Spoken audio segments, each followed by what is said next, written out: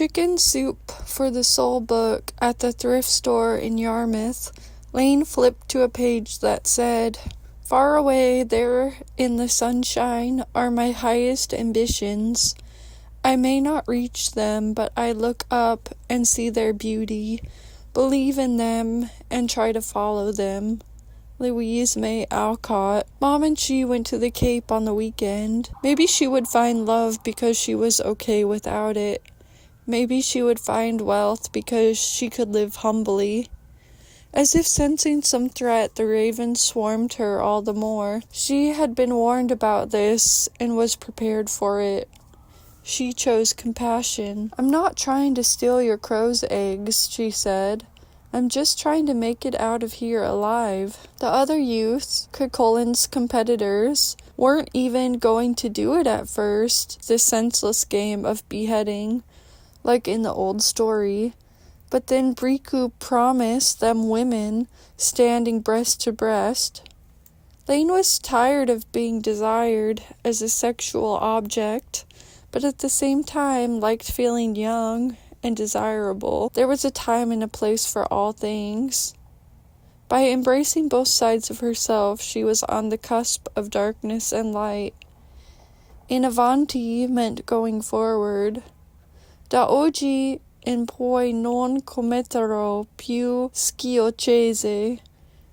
From today onward, I will no longer do stupid things, like quit my job, Laine thought. If she didn't learn to control her impulses, what then? She didn't know if speaking her mind had been stupid or not, but she lost her job for it. One could say lost her head, and their connection was severed now. Mr. Saplin said she was inappropriate. He always wanted more and more from her. She spent the summer after her brother's death working on lesson plans and attending Zoom meetings with a teacher trainer. She didn't even go home to be with Mom. "I'll be with who lets me be," Laine thought. If people-pleasing worked, they would be pleased by now. If they can't digest me, I simply let them choke. We're just a bunch of old white guys, and there are some serious issues with the way we do the hiring and firing. They just wanted their boys to be happy and have fun, not necessarily learn anything. There was a Free Palestine protest in the street, where revolution was in the air. It felt dangerous, like before a storm. The Palestinian student freed after the ICE arrest was forming a group to aid other immigrants. Laine saw a sign that said, "Get your hands off my uterus." Somehow everything felt connected. "I guess I am too niche for that Jewish school. I hope you'll be happy this year and not just strong, sis," she thought her brother would say if he was still alive. "Don't think she has much fun. It's good to see her having some fun with her mom," Laine overheard her new employer saying. They seemed to value her hard work. They gave her an Amazon gift card. Laine felt she was just supposed to work hard. She didn't want to take her job for granted. Jerry had said not just another pretty face when she was visiting him in Ireland. And that's how she hoped to be known, as a multifaceted being. She thought that her mentors would be happy to see her ascension. "I am on my way, and now by my side." She always felt more beautiful when she'd just done her writing anyway. But either way, she decided to dress more modestly. Even though she knew what was going to happen, Laine stayed where she was while the beheading competition was going on. "It may get bloody," Houston said, who they all called Lagaril. "It's better if you take off what you're wearing." "Yeah, you might get your pretty dress dirty," Carlos said. Canal was Carlos, who only gave a half-cheeky, half-apathetic smile. In the old Irish tale, Fled Bricren, or Bricu's Feast, the two warriors that opposed Cuchulain were Conall and Lagaril. Conall of the crooked neck was said to have kept a Connacht man under his knee while he slept. Lager was an unfortunate warrior whose main function was comic relief, just like Houston, Laine thought. He would do anything for a friend, even let him sleep with his girl. In the story, he died trying to rescue an adulterous man when he knocked his head on a lintel. After that, he still managed to kill 30 soldiers before dying himself. It probably made no sense to anyone else, but those were the exact personalities of the kids she knew. As their former youth counselor, if she could tell them now, if she could get a word across, if she was not in this love hostage type thing, she'd say, "It's a long, hard road filled with trial and error.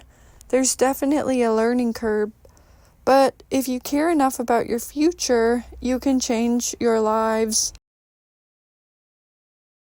And nothing is impossible. Just because it takes a long time to get to the good doesn't mean the good doesn't exist. Per il lieto fine può volerci molto tempo, ma accada davvero." Happy endings can take a long time, but they do happen, she said. The life you want is still possible, even though you've taken the long way to get there, she told herself.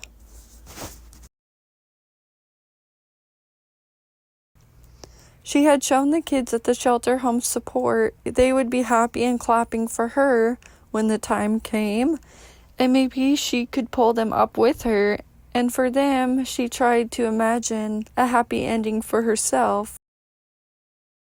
The air chilled as talking and drinking continued. Laine felt herself drifting back into the other room. It appeared different than it had before, when she'd been dancing. The discreet scent of wet flowers hung in the air. Columns diffused a soothing light. A mirror made of silver mist floated a few centimeters above the ground, rippling like the surface of a lake when a pebble is thrown in. Her soft inner music finally found its rhythm. Positive impulses and most constructive ideas, tearing fears away, her doubts that had sometimes held her back so much. It was like she was back in the modern art museum. She had never left it.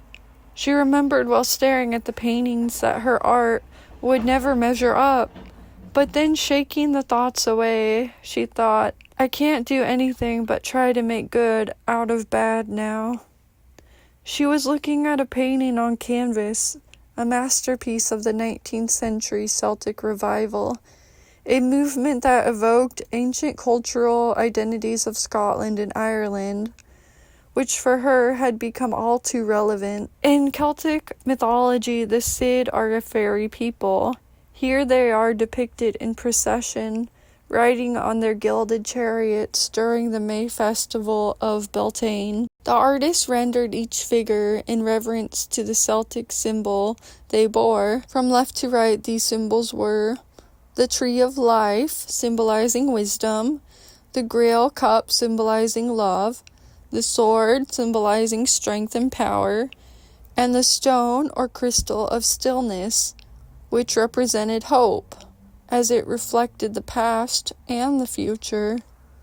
Laine couldn't help but think she was a wise witch, materializing a positive reality with her intention. Watch now, the little alchemists, the insects, the fungi, and the worms eat the crap and turn it into gold. That's when Luke faced her in the painting's visceral water facade. Hey Luke, what's up? She asked.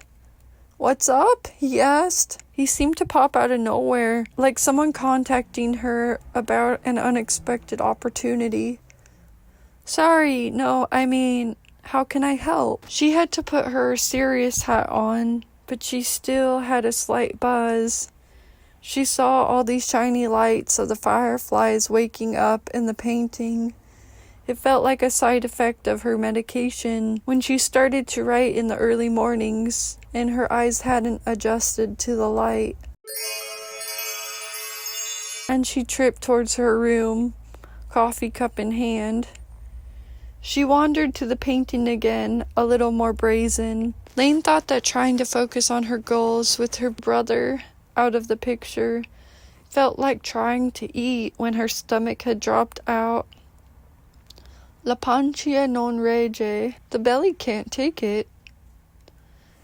Many are the stars I see, yet in my eyes no star like thee. It takes courage to stay on your path, she thought, but once you've decided on your path, you can't let anyone dissuade you from it. She transcended herself to a place where comparison, limitation, and doubt did not exist.